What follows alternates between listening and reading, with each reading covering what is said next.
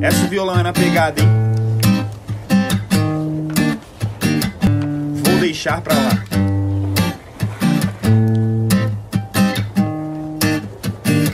Vou deixar pra lá essa coisa de querer ter sempre razão. Vou deixar pra lá, sem me preocupar se foi sua ou minha culpa. Deixa pra lá, vou deixar pra lá. É melhor ir ver o pôr do sol, ou então sair sem um destino, descansar o coração voraz e trocar a razão pela paz. Eu prefiro o amor sem danos, nenhum tipo de rancor. Estranho se a razão tiver dois nós. Cortamos coração que trata dor. Tem planos.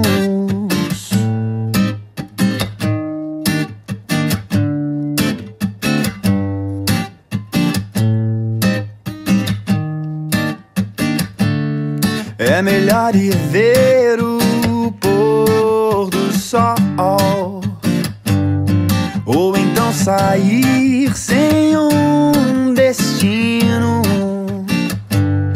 descansar o coração voraz e trocar a razão pela paz. Eu prefiro o amor sem danos, nenhum tipo de rancor.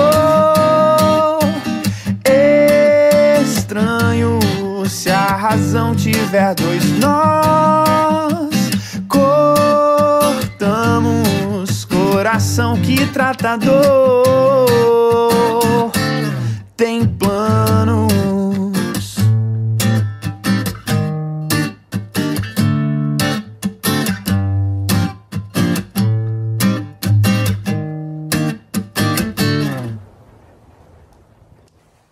Olá, seja muito bem-vindo mais uma vez ao nosso programa. No último sábado você viu uma reprise com o pastor Roberto Gonçalves e hoje estamos de volta com mais uma entrevista inédita aqui para você e com uma conversa muito especial com alguém que trabalha comigo ali na Primeira Igreja. Nós estamos juntos ali como pastores auxiliares e ele desempenha um papel muito específico com um certo público, né, de uma faixa etária que implica muitos desafios, mas é um grande privilégio também participar da formação e do crescimento de adolescentes e jovens.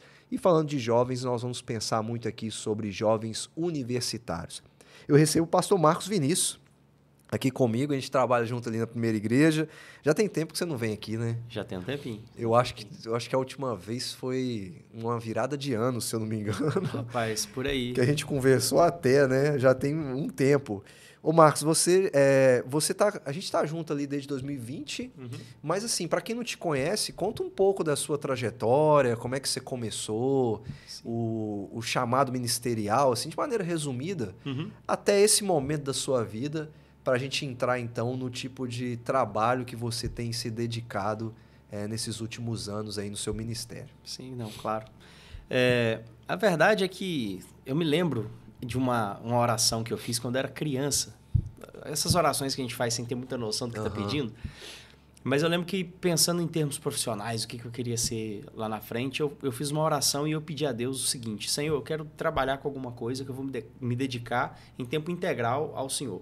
Eu quero que seja alguma coisa, não sei o que é, mas eu gostaria de trabalhar com algo onde eu me dedicasse em tempo integral ao Senhor. Fiz essa oração criança.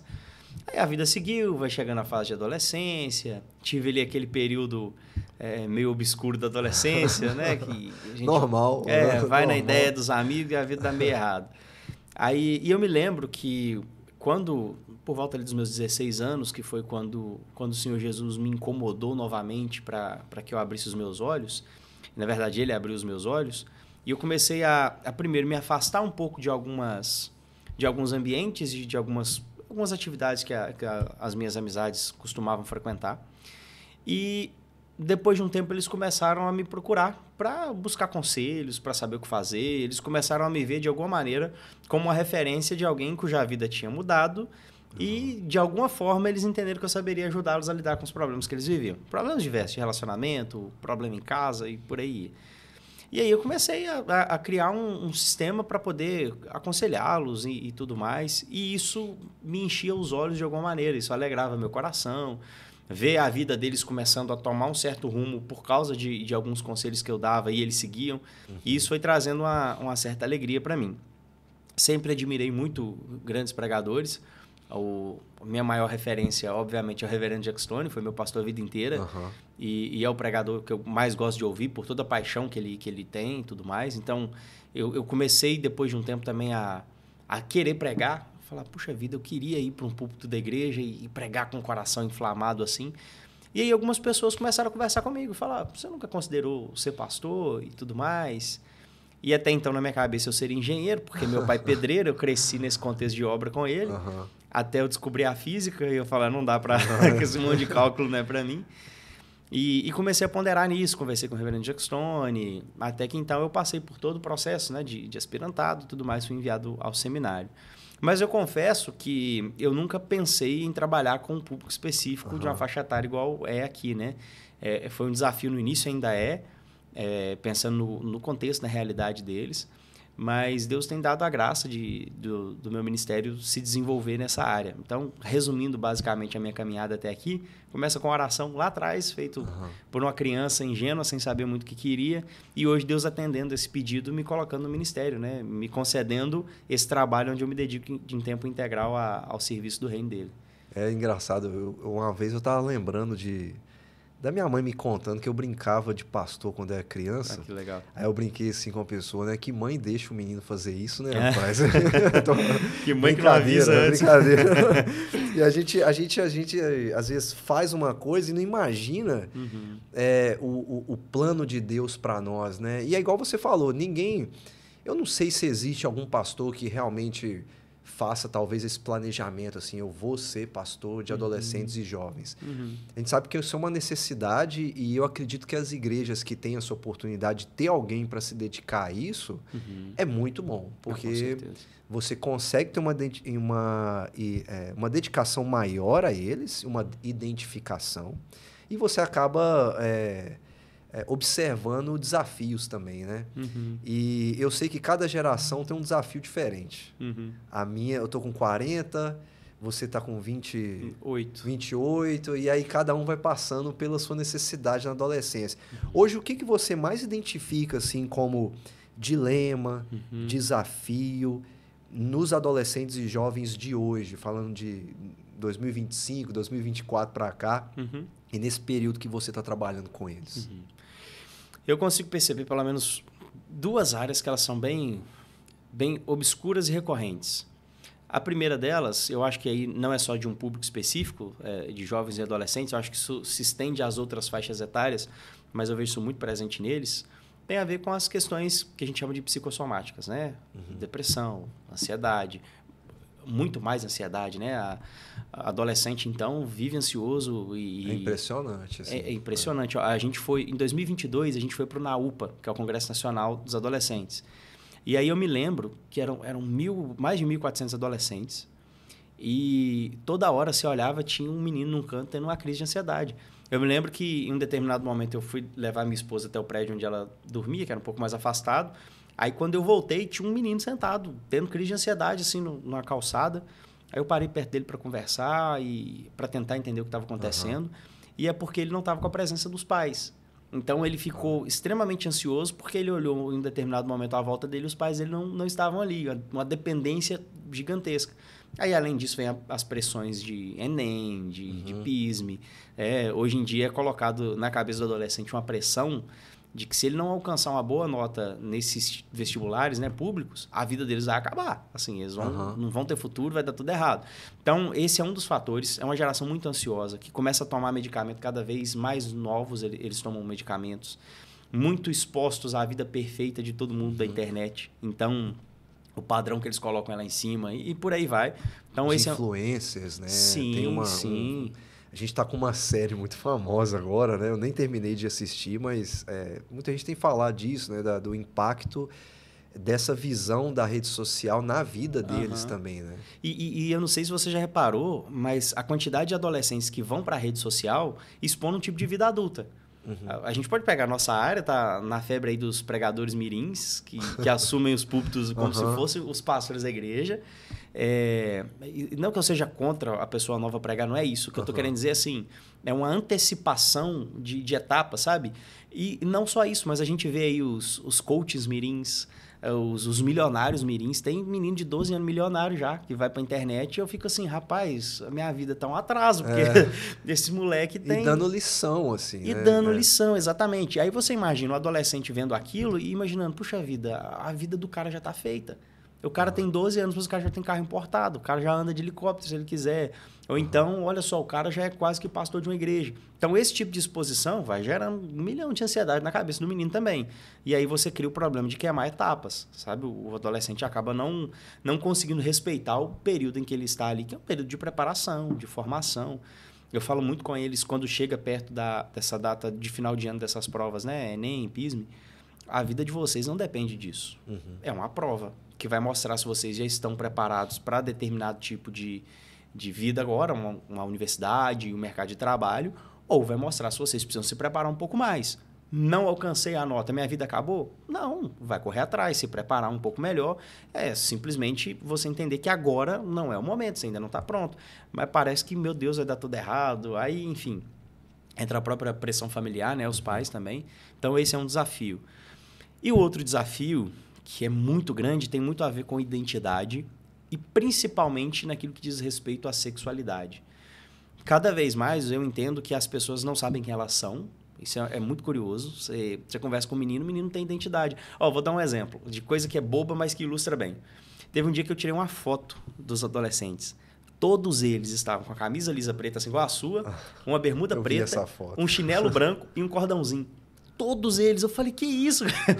Não existe mais uma identidade. Eu tô dando um exemplo que é simples, de uma coisa que é boba. Quando eles estão vestidos de band-aid, né? Que eu brinco, que é calça bege e camisa branca. Isso, band-aid é legal. Mas é curioso que você vai falar, um trem simples, bobo, é verdade, mas isso reflete um pensamento. Eles andam muito iguais, não tem uma identidade. E isso se aplica a tudo. Você vai conversar, você vê que não tem uma personalidade muito definida, vai muito um na ideia do outro. E aí isso se aplica à questão da sexualidade. As identidades de gênero, com quem que eu me identifico com o que, eu preciso me descobrir, quem eu sou, para onde minha sexualidade vai. Aí a gente tem esse monte de gênero que a galera acaba colocando aí na mídia, aí a pessoa, o menino fica doido, chega na juventude e aí ele não sabe se ele é gênero neutro, se é masculino, se é feminino, se é... Enfim, e por aí vai esse monte de coisa e vai criando essa dificuldade. Confusões que muitas vezes acontecem na época de adolescência mesmo, daquela transição ali de infância para adolescência, porque existe um período da vida que o adolescente gosta de estar com pessoa do mesmo sexo. O menino gosta de brincar com o menino. E aí, geralmente, o cara gosta da companhia do amigo dele. Mas é normal, é um amor que você sente de amizade por outro. Mas aí vem a internet bombardeando e falando, não, às vezes realmente é um amor romântico, você precisa se descobrir e tudo mais. Então, isso vai criando esse tipo de confusão, vai trazendo esse tipo de problema. A gente fica sem saber como lidar. Na última quarta-feira, a gente conversava sobre isso. E aí, se chegar alguém aqui que se identifica com outro gênero, como é que a gente aborda? Se é um homem que, sei lá, decidiu ter um nome de uma mulher, chama Laura, por exemplo, mas você vê claramente que é um homem barbado. E aí, como é que a gente faz? Chama de Laura. E o que eu percebo não sabem como lidar, sabe? Eles não têm uma clareza na hora de falar assim, essa deve ser a nossa postura e tudo mais. Então, isso também é um fator que acaba gerando muita confusão para essa geração, né? Ou essas gerações que vêm chegando agora, né? Não, é impressionante. Parece que os meninos têm uma carga enorme, né? De circunstâncias em torno deles e parece que cada vez pesa mais.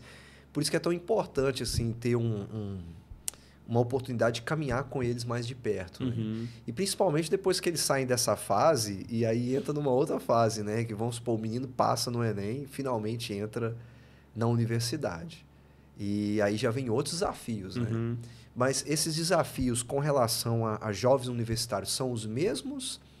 Ou eles são os mesmos, mas também acrescentam outros problemas que quando a gente fala de universidade, eu cresci ouvindo isso. O menino foi para a universidade, desviou. Uhum. Né? Eu ouvia falar isso para todo lado, Uhum. que era a questão da fé, Uhum. ou que os professores faziam isso e aquilo. Esse desafio é real ou tem mais alguma coisa que o jovem universitário tem que lidar quando ele sai dessa fase de adolescência para ser agora um estudante de universidade?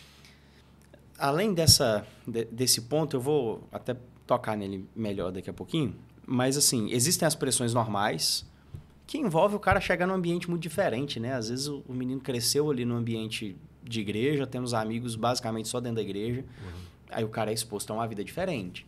Aí tem as festas, a cave acontece aí, a galera vai lá e é droga, álcool e enfim, e todo tipo de relacionamento possível sexual ali. Então, o cara vai ser inserido em um contexto diferente. E se ele não tiver uma firmeza na fé, não é nem que esse cara vai negar a existência de Deus ou coisa do tipo, sabe? Falar assim, não creio, virei ateu. Mas esse cara não vai dar conta de lutar contra a própria carne daqui a pouco, porque isso tudo é muito sedutor. E é um ambiente muito acolhedor. Às vezes a gente pensa assim, a faculdade ela é um ambiente de repulsa. O jovem vai para lá e ele vai ser, de alguma maneira, excluído pela essa galera. Muito pelo contrário. O cara chega lá, o cara é crente, ele vai ser muito bem acolhido. A ideia é ele se sentir à vontade naquele meio. E daqui a pouco o cara vai e fala assim, não é nada do que me falaram, não tá nem totalmente diferente. E aí ele se envolve naquilo, quando percebe, aí vem essa questão que você pontuou. Do jovem que vai desviar na faculdade. Aí eu acredito que é um problema muito mais de um contexto familiar do que da faculdade em si. Porque nós somos enviados ao mundo. Jesus Cristo deixou isso muito claro. Eu estou enviando vocês, vão por todo mundo. A universidade é uma dessas esferas para onde nós somos enviados. Então, se um crente vai para lá e ele se desvia no meio do caminho ou coisa do tipo, teve um problema na preparação desse cara. Ele precisa entender que ele está sendo enviado para um ambiente hostil, onde ele precisa dar razão da esperança que há nele. Igual o Pedro diz lá na sua carta, né? 1 de Pedro 3, 15 e 16. Pedro vai falar sobre isso, que é o versículo que a gente usa para apologética. Então, assim, o cara ele precisa entender que ele está indo para um ambiente onde ele vai ter que dar a razão da fé que ele tem. Muitas vezes em debate com professores que vão ridicularizar a fé que o cara tem. Acontece mesmo, né? Acontece totalmente.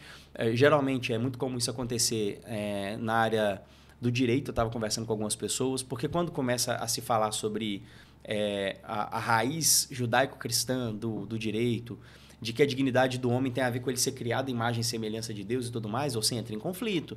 Na hora que vai se tratar sobre a questão de preservação da vida, aí entra em discussões como o aborto. Porque tem gente que acha assim, nós somos contra o aborto e só. Não, peraí, eu tenho um argumento para isso. Eu tenho um motivo. Dizer por quê, né? Exatamente. E não é só falar porque Deus criou e tem lá um versículo falando não matarás. Não, muito pelo contrário, é porque existe uma vida formada já no ato da concepção, já o zigoto já tem um DNA particular ali, próprio, único. Então, a partir daquele momento é uma vida, é um desenvolvimento. E aí, a partir de qual momento existe um direito humano para um ser humano? Isso começa lá na vida intrauterina ou isso só vale a partir do momento que nasce? Então, são discussões que o jovem que vai entrar na universidade, ele precisa estar pronto para falar assim, não, eu consigo defender isso com base nisso, nisso e nisso.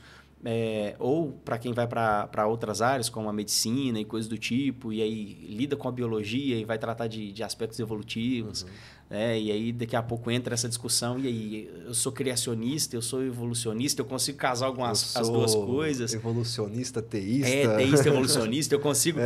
E aí a gente tenta achar um meio termo. Não, sabe? É conseguir dar razão de falar assim, eu sou criacionista, eu creio num Deus que criou todas as coisas e que não depende desse monte de processo aleatório evolutivo aí. Aí, às vezes, a pessoa fala assim, mas o jovem ele não tem tempo para se preparar. O cara vai para a universidade com 18, 19 anos, sim. sabe? Nesse período todo, onde estava a família no seu papel de ensinar as verdades bíblicas. Aí é onde eu faço uma das grandes críticas. Os pais acabam se preocupando muito mais em preparar o jovem para ser um grande profissional, então para ir extrair o máximo que ele puder da faculdade, da universidade. Aí é um dos desafios, então não tem a ver só com questões psicossomáticas e identidade. Agora eu estou entrando no aspecto familiar. Um dos desafios é conscientizar os pais de que eu preciso preparar o meu filho não só para que ele seja um grande profissional e absorva o máximo de conhecimento que ele possa na faculdade. Eu preciso preparar ele para ser um bom crente lá. Para ir, e às vezes ele não vai ter todas as respostas, obviamente, mas pelo menos com convicção ele falar assim, eu preciso correr atrás dessa dúvida, sanar, olhar. E hoje em dia a gente tem uma base de conhecimento tão grande na internet, né? É muito fácil você buscar conhecimento hoje sobre assuntos diversos, mas pelo menos o jovem tem uma convicção de falar assim, não, eu não negocio a minha fé aqui. Daniel e os amigos dele viveram isso na Babilônia. Foram para lá, eram jovens, foram fisgados lá por Nabucodonosor, levados para todo tipo de cultura babilônica, aprenderam o idioma, tiveram os nomes trocados. E quem disse que eles cederam à pressão? Trabalharam, fizeram o que tiveram que fazer, mas deram um bom testemunho. E eu brinco assim, que a Babilônia era muito tentadora, né? Que Nabucodonosor ofereceu estudo, comida, tudo por conta e emprego no final. Você imagina os caras vendo lá os caldeus comendo lá, que é um monte de comida gordurosa, você tem que comer umas verdurinhas fracas, né? E a opção era muito tentadora, muito tentadora. E é bom você falar essa questão dos pais, né? Porque quando você fala de preparação, a gente não está falando só, por exemplo, de você como pastor de adolescentes e jovens. Exato. Se o pai e a mãe não ajudar, e eu até falo isso lá em casa com meu filho tem 10 anos, e eu falo com ele, meu filho, o que você vai ser compete a Deus, sabe? Deus vai te orientar. O que a gente quer de você é que você seja crente. Se você for crente, tá ótimo. Você vai ser qualquer coisa nessa vida. Exato. Você vai ser a melhor pessoa naquela área para você, né? Sim, e o salário depois, o dinheiro que vai ganhar é uma consequência disso. Mas o objetivo não é eu vou estudar para eu ganhar o máximo de dinheiro. Eu vou estudar para eu servir a Deus, o dinheiro é uma consequência. Mas esse ponto ele é crucial, João, porque pais já me pararam para tentar meio que me cobrar, tipo assim... Não, você precisa instruir meu filho tá... Sabe, eu falo assim, não, eu tô aqui como um ponto de apoio, a igreja é um ponto de apoio, sabe? Nós estamos aqui para, de alguma maneira, ajudar os pais no papel que é exclusivo de vocês. Um dia, Deus não vai cobrar... O Lucas, meu filho, por exemplo, Deus não vai cobrar dos pastores a formação dele, dos pastores ali da igreja, vai cobrar de mim. Sim. Eu sou o pai dele, sabe? Então, eu ter essa conscientização de que a igreja ela é um braço que auxilia. Como você falou, é um privilégio para uma igreja como a nossa, por exemplo, ter alguém que se dedica exclusivamente a esse grupo de pessoas. Eu, particularmente, vejo isso com muito bons olhos e me sinto muito honrado por fazer parte disso. Mas isso não é a realidade de todas as igrejas, é um ponto importante para se tocar. Poucas igrejas têm essa condição de dar essa opção. Mas os pais precisam entender. Eu estou preparando o meu filho para o mundo com o auxílio da igreja. Eu não estou auxiliando a igreja a preparar o meu filho. O caminho é o contrário. Mas aí fica aquele questionamento também, né, João? Quantos pais têm essa mentalidade? Sim. Quantos pais pensam que os filhos, na verdade, são missionários? Eu não estou falando de ir para outro país pregar o evangelho exclusivamente. Mas o campo missionário Deus deu para todos nós. E dentro daquilo que Deus os chamou para ser, né? Exatamente. Da vocação deles, de entender que eles estão fazendo também para a glória de Deus, não só a gente como pessoas ativas no ministério, né? Que eles também têm esse papel. E até dentro isso começa lá na universidade, quando eles estão aprendendo, né? A fazer essas coisas. Eu acho que, rapaz, esse é um assunto tão assim... eu também sei o que é isso, porque... A gente tem consciência de que a gente não vai fazer nada sozinho. Tem que ter uma participação dos pais importante nisso daí. Eu queria que você... Nós temos, infelizmente, pouco tempo, né, para poder conversar. Quem sabe, numa próxima vez, a gente traz mais assuntos e talvez até alguém com a gente aqui que lida com esses desafios, né? O jovem mesmo. Mas, assim... você falou, por exemplo, de igrejas que não têm esse privilégio. E como é que... às vezes a igreja não tem um pastor, mas tem uma liderança, né, que trabalha com isso. O que você aconselharia essa liderança hoje como um ponto de partida? Olha, comecem por isso daqui. Não como uma solução de todos os problemas, sabe? Mas, olha, comece por aqui, que é um caminho legal para vocês trabalharem com seus adolescentes e jovens. Bom, eu diria, em primeiro lugar... Muito cuidado na hora de pressupor o conhecimento. Às vezes a gente pressupõe que porque aquele adolescente cresceu no ambiente da igreja, muitas vezes, que ele já tem um amplo conhecimento bíblico. E muitas vezes não. Muitas vezes o menino é cru de tudo de Bíblia. não tem um conhecimento muito profundo. Então, não pressuponha conhecimento. Comece pelo evangelho puro e simples. Comece falando sobre a obra da redenção, vendo se o seu adolescente sabe o que é isso. Para que aí, então, você possa orientá-los. Uma coisa que eu sempre faço lá na igreja, e isso é um bom conselho que eu daria, eu sempre começo o ano com uma caixinha de perguntas. Eu distribuo papel para os adolescentes com a caneta na mão. Eu costumo fazer isso com os jovens também. E eles vão fazer perguntas, a pergunta que quiser, e não vão colocar os nomes. É completamente anônimo. Justamente para o adolescente não se sentir constrangido e fazer a pergunta ali. Por meio disso, você consegue entender quais são as dúvidas e os desafios para você falar assim, preciso direcionar aqui a minha energia para estudar sobre sexualidade, ou para estudar sobre ansiedade, ou para estudar sobre a preparação profissional. Isso te dá um norte, te dá uma visão mais ampla, é um caminho talvez. Não desprezar o que o adolescente sente, porque às vezes a gente fala assim, é coisa de adolescente, tá chateado porque a menina não dá bola para ele, coitado. A namoradinha... Não, dá atenção, porque o seu adolescente precisa entender que você se preocupa com ele. E no que diz respeito a uma juventude, né, já a um público um pouco mais velho, eu diria que você precisa conscientizá-los da necessidade de serem testemunhas fiéis de Cristo. Deles entenderem que a faculdade não é só um ambiente de preparação profissional. Isso é uma parte, é um campo missionário já. Onde eles precisam pregar o evangelho, onde eles precisam entender que... ontem eu falava isso com os adolescentes, eu fiz a seguinte pergunta para eles.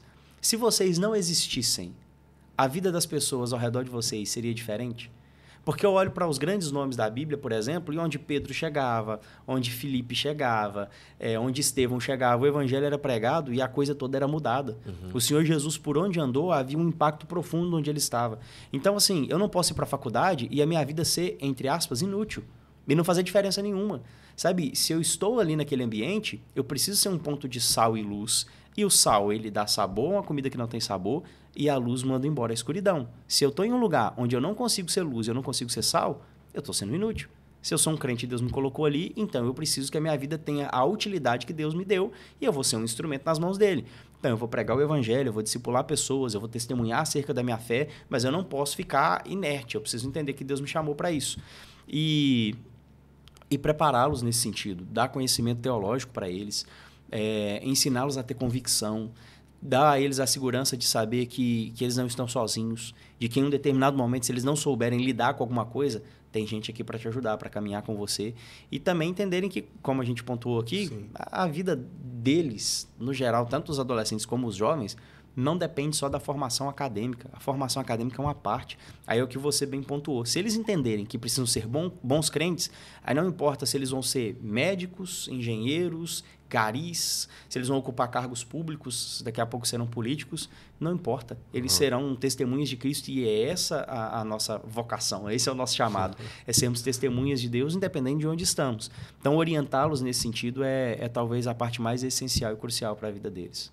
Muito bom, muito bom. Se alguém quiser te ver mais, toda sexta-feira... Toda sexta-feira tem Coletivo Talk. Então, deixa eu já fazer a propaganda aqui, né? Coletivo Urbano GV, segue a gente lá no Instagram. O Coletivo Urbano é um trabalho que a gente tem com os universitários. Então, se você quiser conhecer um pouco mais, entra no Instagram aí, Coletivo Urbano GV. Você pode mandar uma mensagem lá, vai falar direto comigo. E eu estou aqui à disposição. Inclusive, caso tenha alguém que trabalhe com universitários e queira trocar experiências, eu me disponho aí para a gente poder conversar e poder trocar um pouco de figurinhas. Isso aí, o coletivo daria um outro episódio, né? A gente pode, em um momento, falar sobre isso. A gente conta um pouco a história, né? Como é que começa. Mas para quem quiser mais aqui, toda sexta-feira no nosso canal aqui mesmo. Se você estiver assistindo pelo YouTube, o nosso programa vai para a TV, mas aqui no YouTube a gente está presente também. Toda sexta-feira tá tendo Coletivo Talk e a gente está conseguindo fazer toda sexta, hein? Tá dando certo, Por enquanto, né? Por enquanto tá indo. Mas é isso aí, Marcos. Muito obrigado. Ô, João, foi um prazer. Prazer aqui te receber, a gente poder conversar sobre isso. A gente sabe que é um assunto que a gente iria longe. Sim. Né? Porque envolve... a gente é pai e a gente fica também nessa expectativa que um dia vai chegar a nossa vez, né? E a gente começa agora, né? Nessa educação e tudo. E poder falar disso é muito bom. Muito obrigado.